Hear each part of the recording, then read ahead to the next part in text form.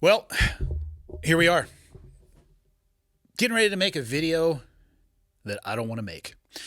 Answering a question on a topic that I wish, conceptually at least,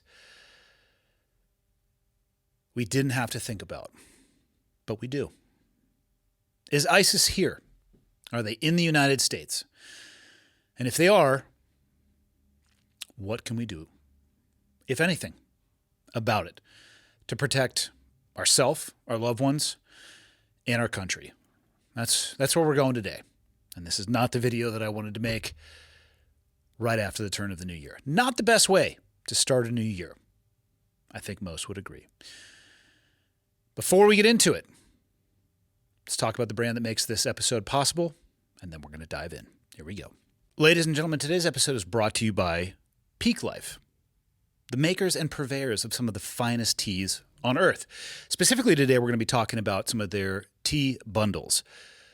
I'm not traditionally a tea guy. This is something new for me. What's not new for me, and if you followed the podcast for a while, you know about a year ago I had an intestinal blockage which terminated into surgery, flat on my back, and I have been targeting and focusing on my gut health, which is why this is a perfect introduction to this brand, because I have changed my morning routine to implement some of the Pique teas. It's been fantastic. Let's specifically talk about some of their Pu'er bundles. You may be asking yourself, what is the Pu'er bundle? Well, let's get into it. It's a duo of green and black Pu'er teas designed to transform your gut health and support your metabolism and enhance your overall vitality. Some key benefits: gut health. There is naturally fermented for living probiotics and prebiotics to balance your microbiome. You can attack your longevity because it's packed with antioxidants that fight oxidative stress and support cellular regeneration for radiant skin and vitality. And of course, convenience. One of the things about this is it's very different than your traditional tea bag. It actually comes in a crystallized form in an easy to travel with pouch, and I'll show that at the end of the video. And let's not leave out premium quality. The sourcing excellence, wild harvested from 250-year-old tea trees for unmatched purity and nutrient density, and innovation from the brand using cold extraction technology that retains maximum phytonutrients. Like I said, I've never really been a tea guy. It's always been coffee in the morning, so this is a new change and addition into my morning routine. I'm only a few weeks into it, so I'll update you on how it goes. There's a call to action here and an offer for the audience. I'm going to read it to make sure I get it correctly.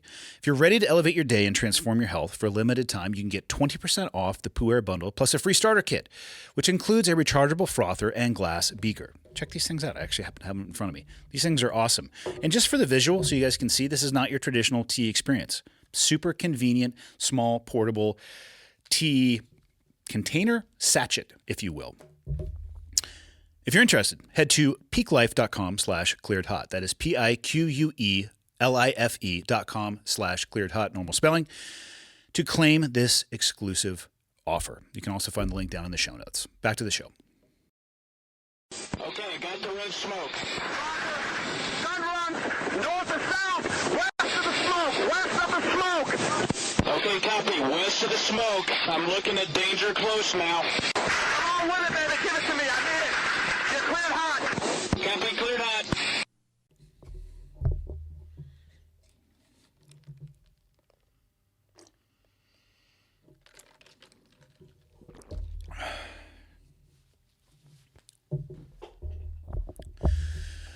All right, everybody.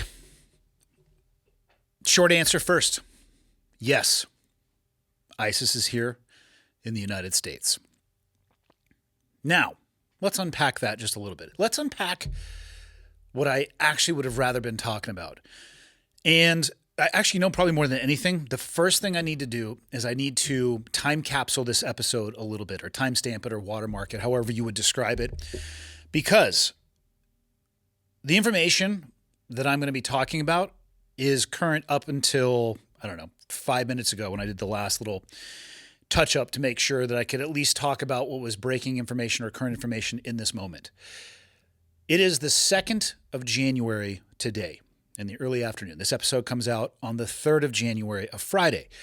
And one of the reasons that I didn't want to make this video, or I don't like making videos like this, there's a few. One, I'm not a provocateur by any stretch. I'm not looking at headlines trying to grasp something from a headline that I could throw together and put it on the internet even though that it might be a really good strategy for a content creator. And me saying those things, I'm speaking about myself and things that I am not necessarily looking to do. Nothing but respect for people who want to take that as their path forward. It's not me. It's not ever felt like something that I want to do. I don't consistently watch the headlines and look for those things. The information I have now I would like to think what has been released will be accurate moving forward, but what will definitely change is that people and organizations are going to add to what is available to me in this moment. And that's why I say we have to time capsule this a little bit. My initial answer is yes, ISIS is here, and I will unpack that further. But that is based on current information I have now. So just keep that in the back of your mind. If you're listening to this a month from now, however you may find it, wherever you may find it, understand that the farther it gets away from the 2nd of January, the more information that we will have, the more will come out about this, and hopefully we'll be able to get some better answers.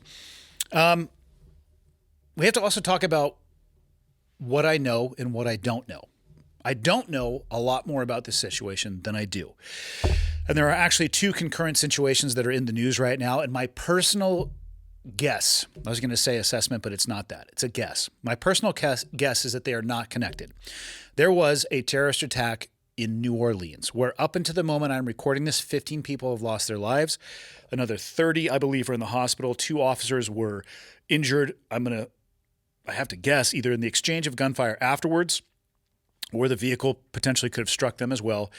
And then at the Trump Hotel in Las Vegas, a Cybertruck exploded. And it sounds like it was loaded with not explosives, but fireworks, which, have largely the same essence of explosives. A lot of the same components, we could say. A lot of the same ingredients if you were making a stew.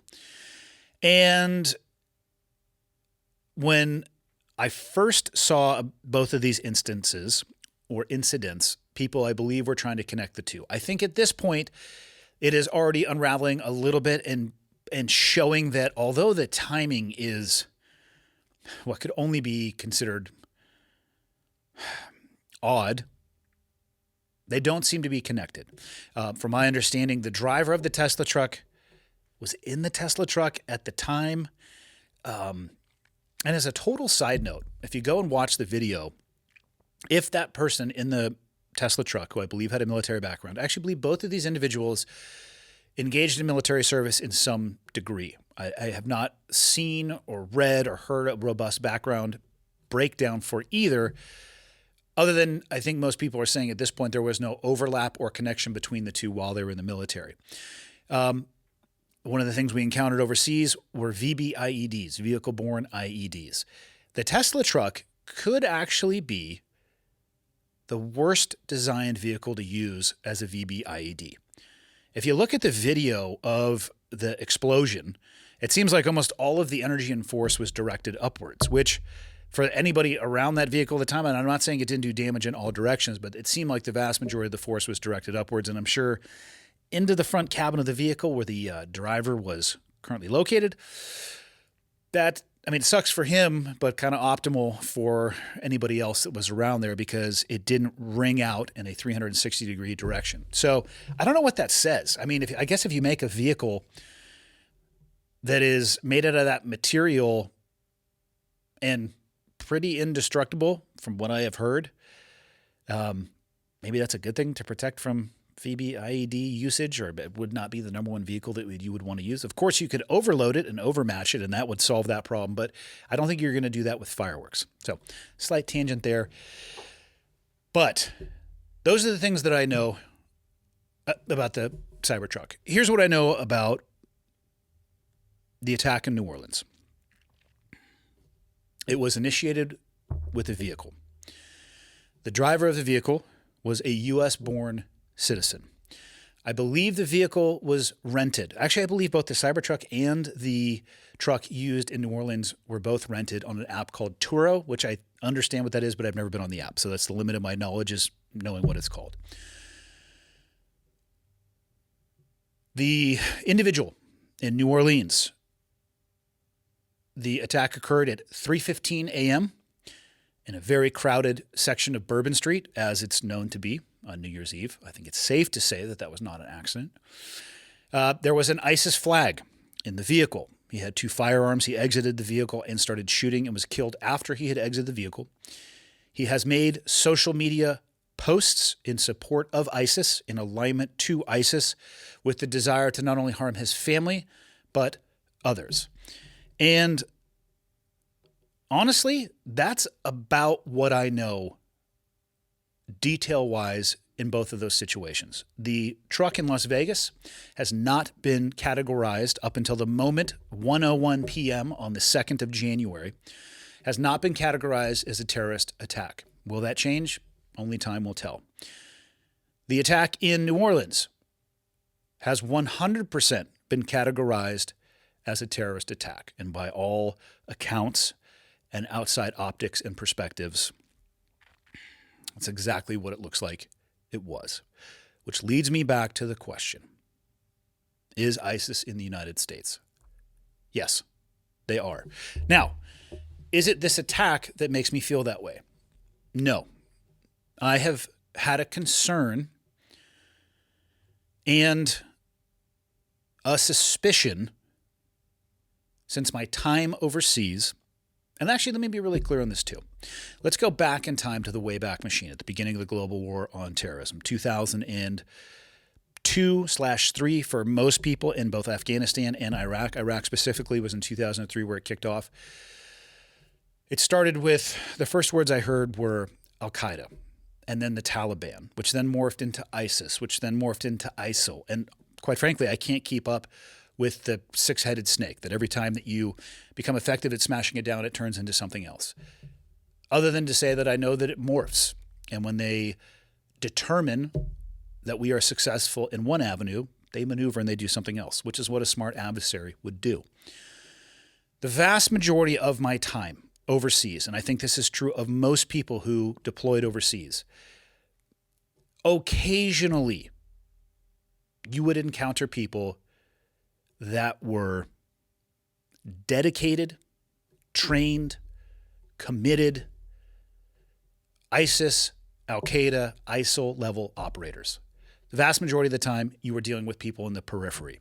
I would put them I'll call them, this is a weird way to think about this, in the terrorist organization structure. If you were to look at that like a business, I would put the more serious entities, the people who are full-time players in this world, they would be the C-suite, CEO, CFO, COO, things of that nature.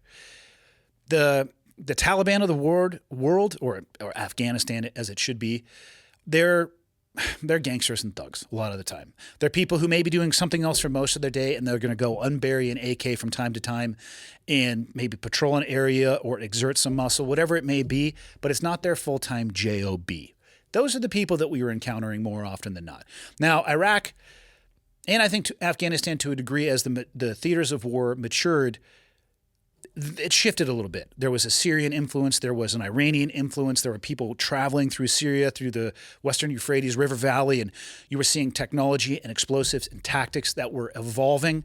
And again, at the end of the day, I think those C-suite people at the top of these organizations were responsible for that, but they bring their foot soldiers in.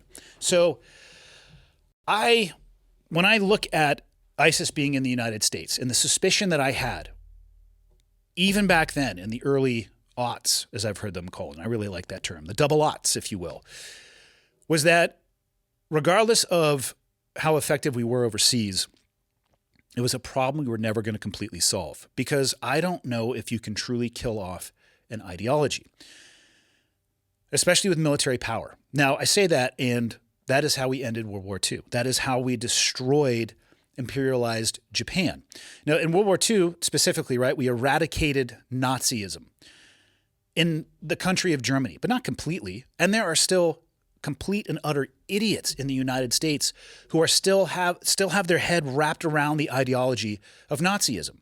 So yes, we had great military effect in World War II, but it didn't get rid of the ideology. And as long as that ideology survives and has the ability to travel and infect other people, regardless of how ridiculous the concepts may sound, I don't think it's possible to eradicate it. The difference, obviously, between World War II time period and the time period that we are living in right now is access to information.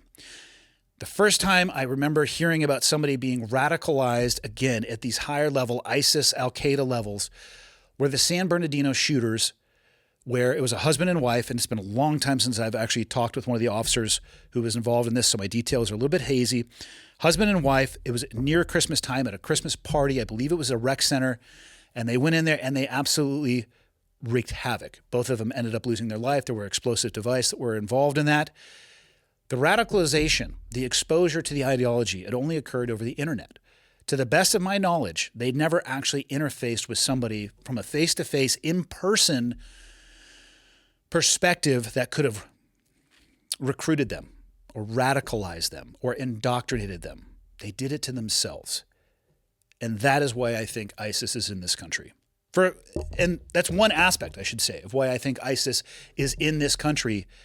And unfortunately, this is not the end, in my opinion. If I was a betting person, which I am not, and I certainly would not bet on something like this, but if you put a gun to my head and said, you have to bet on whether or not these things will stop or they will continue, my answer, my honest answer, as much as it breaks my heart from somebody who spent a good portion of their life trying to stop things like this from happening in this country, my chips would go towards it's going to happen again. And I hate to say that, but it is legitimately how I feel.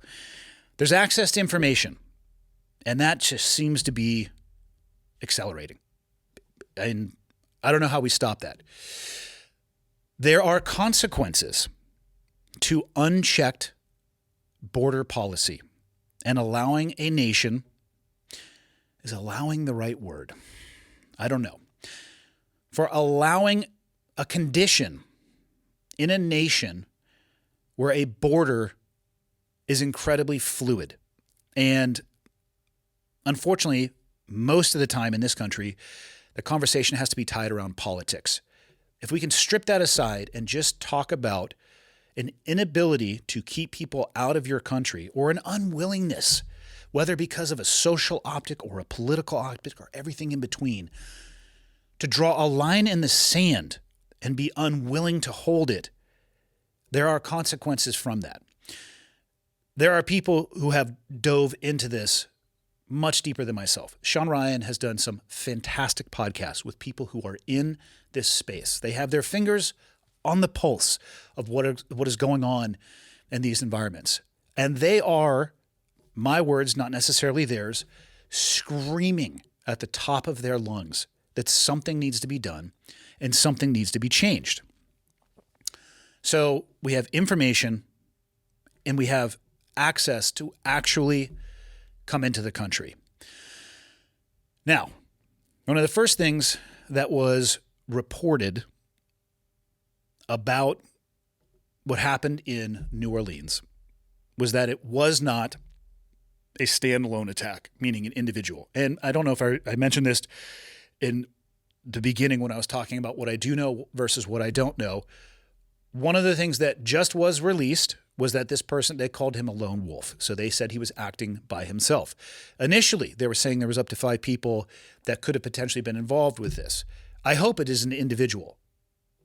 But given the conditions that I just described, especially the border, it is possible, or it would be possible, if not plausible, that something like this happens where somebody is not acting alone. I am very glad that that has not happened yet. It would not surprise me, not even 1 ounce, if it were to happen because of the combination of those two things, the ability to move people and the ability to access information that is evil. I do not know what else to describe that level of radicalization and the beliefs of those individuals who wrap themselves around that ideology. So, yeah, they're here, both in spirit and in person. And it begs a question. What can you do? What should we do? Even before that question, though, and this is something that I have had deep conversations with, because when something catastrophic like this happens, and there is no other word for it than catastrophic and horrific, when something like that happens, people will rightly say, who would target innocent people like that? Why would they do that? And the answer is a tough pill to swallow.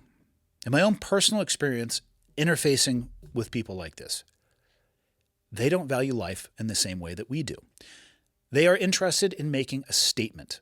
They are interested and willing to destroy themselves because at a baseline level, their beliefs are largely the exact opposite of the virtues and the beliefs of this country.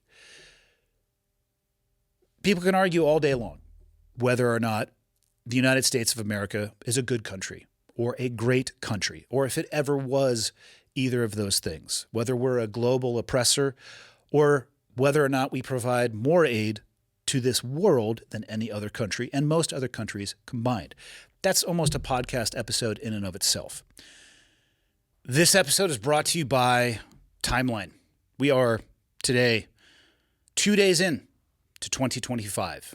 And here's the question. Is this going to be your year to fill in the blank? What are your goals? There's professional goals, personal goals. Today, I'm going to talk about health and wellness goals, which most of my 2025 strategy is actually tailored around. Let's talk about Timeline here for a minute and how that fits into my goals. Timeline is going to be in my 2025 health and wellness quiver. I'm going to use it as a supplement because it supports your health at a foundational level by encouraging cellular renewal. MitoPure is a precise dose of the rare postbiotic urolithin A. It works by promoting an essential cellular cleanup process that clears out dysfunctional mitochondria, also known as the powerhouse or the battery packs of the human cells. MitoPure is the only urolithin A supplement on the market clinically proven to target the effects of age-related cellular decline.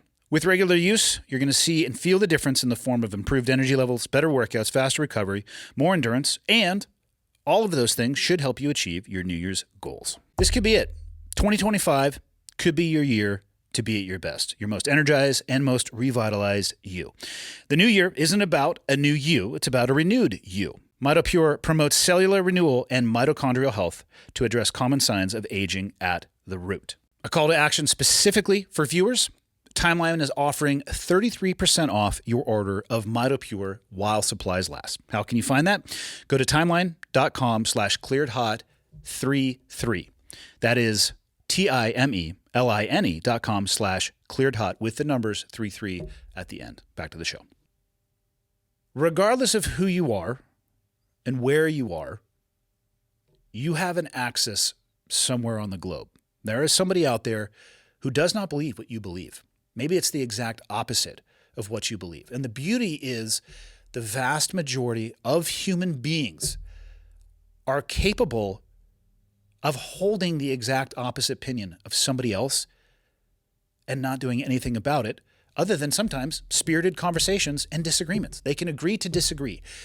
Even if they can not agree to disagree, they can coexist without destroying each other. Now, the radical elements of that are not interested in that. They are interested in their way for everybody or nothing for anyone. And that is why an individual chooses to make an attack in this manner on people that, from my understanding, he lived in Texas. This attack occurred in New Orleans. The vehicle was rented and driven there. He doesn't know these people. He doesn't know what they stand for. But he knows that January 1st, New Year's Eve, is a time and place where there will be a lot of people. And he can inflict maximum damage on people that he has never met and has no understanding of what they believe. And why would somebody do that? Because they don't care and they're evil. Because the ideology and the radicalization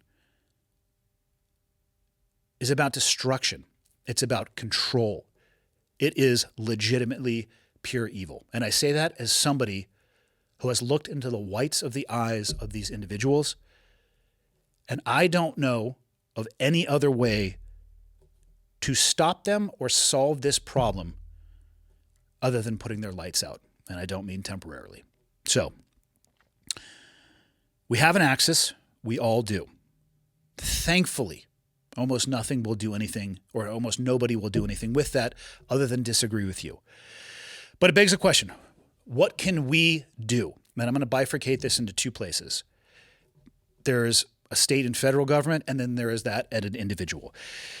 At a national level or at a state level, we as individuals, I'm not so sure that there is anything that we can really do other than vote.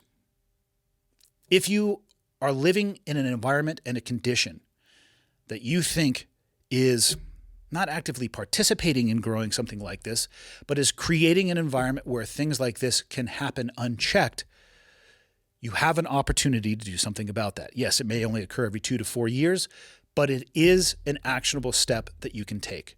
It's better than sitting on the sidelines and watching the news when you wake up on New Year's Day, hoping to see pictures of, let's look at the celebrations that occurred around the world. And instead what you see, and honestly, what I recommend is everybody put this episode on pause and go onto the internet and find some images of people that were driven over by this vehicle, whose bodies are contorted on the ground in shapes that human bodies are not meant to be in.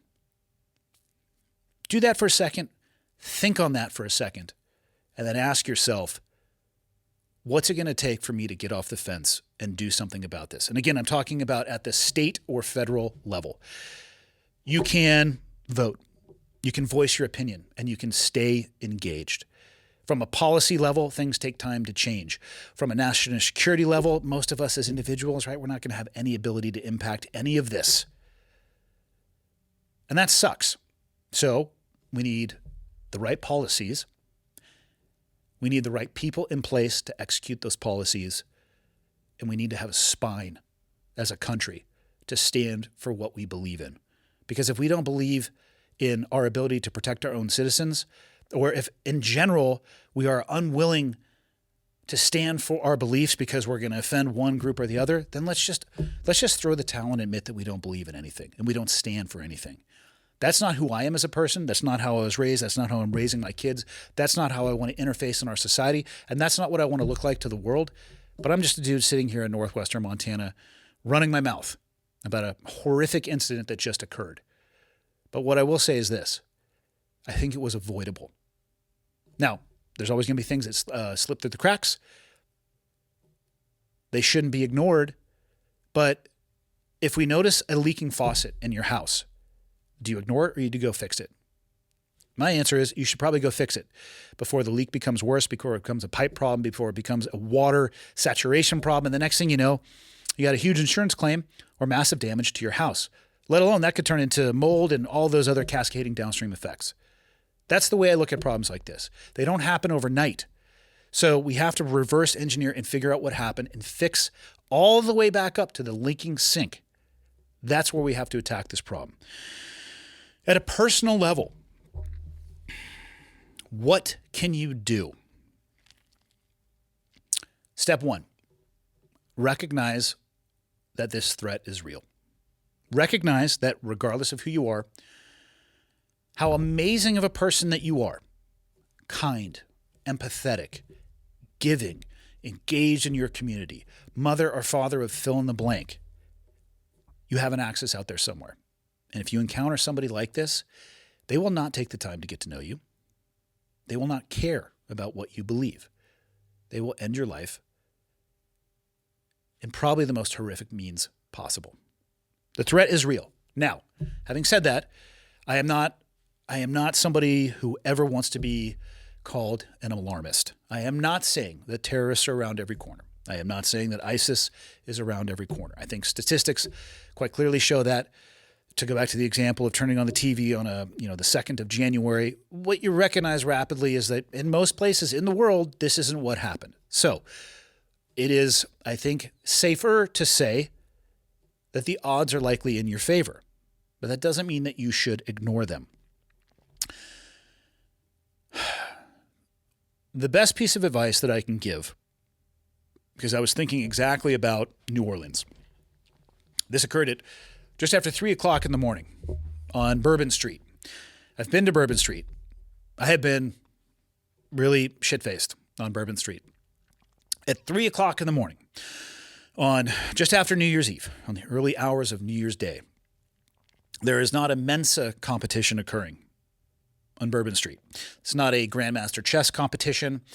It is people getting after it. And I tell you what, if you are a consenting adult of legal age, I support it. Go live your life. I am not going to tell you how to party. I'm not going to tell you what to do. But when I was looking at this situation, and again, I'm older than I was, much older than I was when I was shit-faced on Bourbon Street. And I should add to that some subcontext. It happened multiple times because of an idiot. And actually, it doesn't really have to do with being an idiot. I was young and I was living my young life to the fullest of my ability. And I happened to pass through New Orleans from time to time. I'm looking at this now. I'm 47 years old. First thing I think of in my head is I totally understand why those people were there. I hope they were having an amazing time. What happened was galactically catastrophic. But what could those people have done? Really, all you can do is reduce your exposure to risk. If you take a look at these type of attacks, I would say they're going to fall into probably two categories. One of them is targeting of high-profile individuals.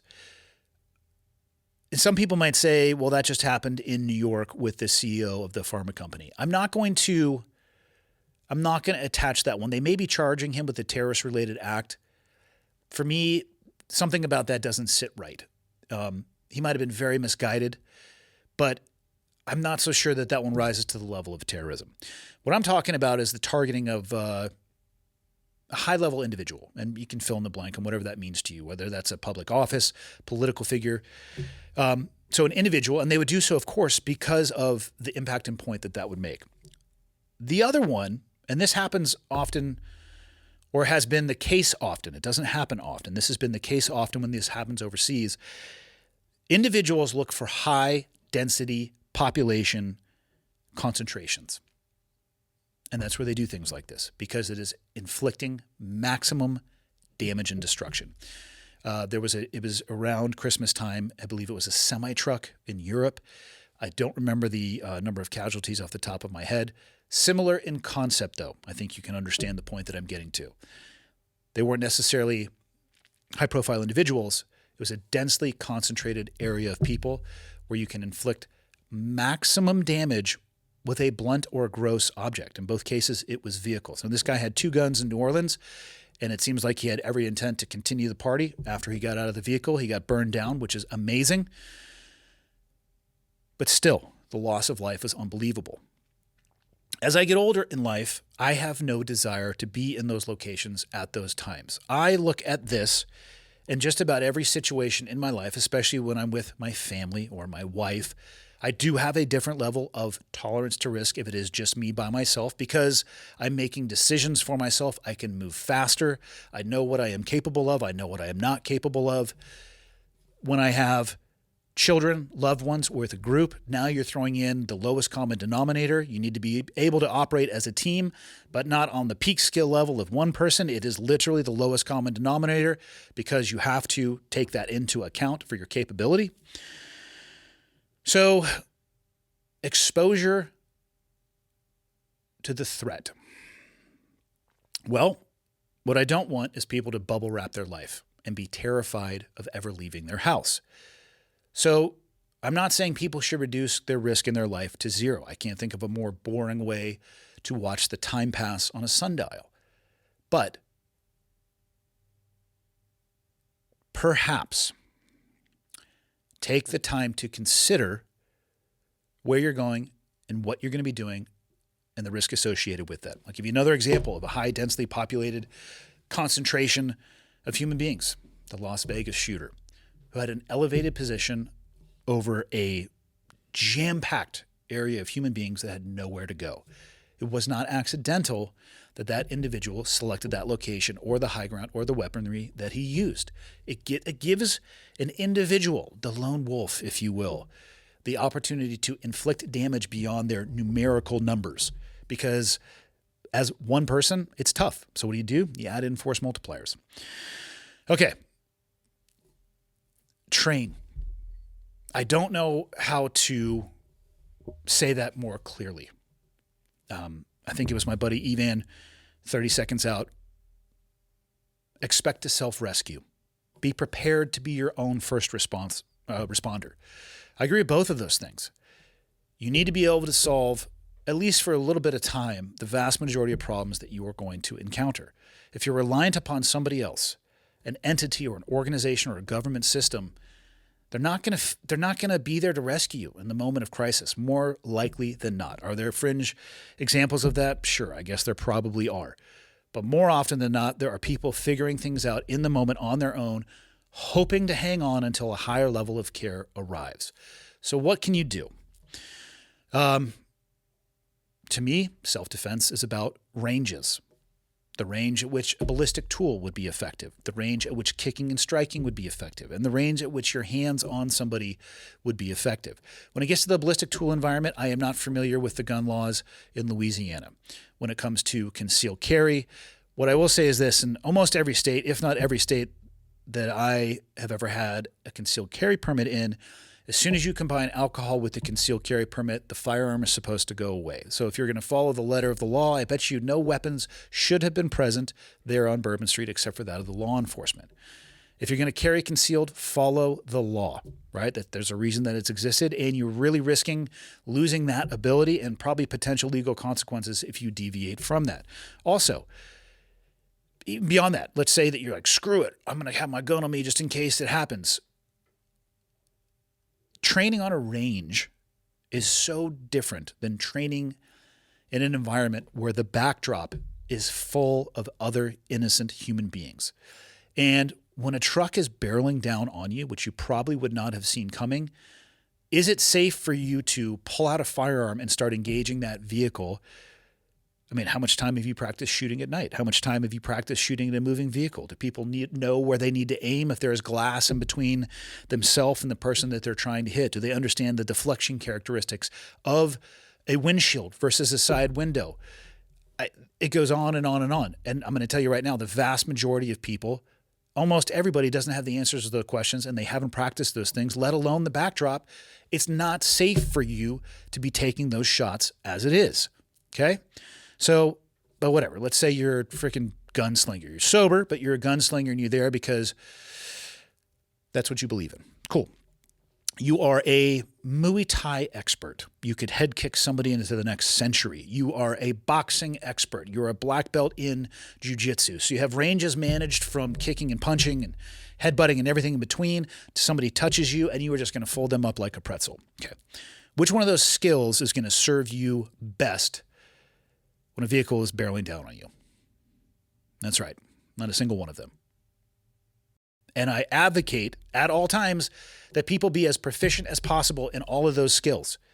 They just can't solve every problem, right? Because in that situation, how are they going to help you?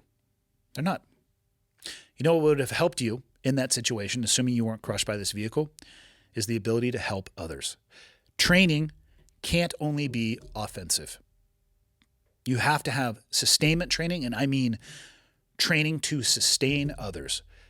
For everybody who tells me about their EDC, their everyday carry, they take pictures, and it's gun, knife, keys, all of these things, and nowhere present in those pictures is a tourniquet, is a stop the bleed kit. In vehicles, they have truck guns, and they have ballistic plates and helmets and night vision goggles. And no med backpack. No ability to stop blood from seeping out of holes created by others. The best assistance that could have likely been rendered in this situation was the ability and knowledge for people to help others, to sustain their life until a higher level of care got now. Some of these injuries that I have seen,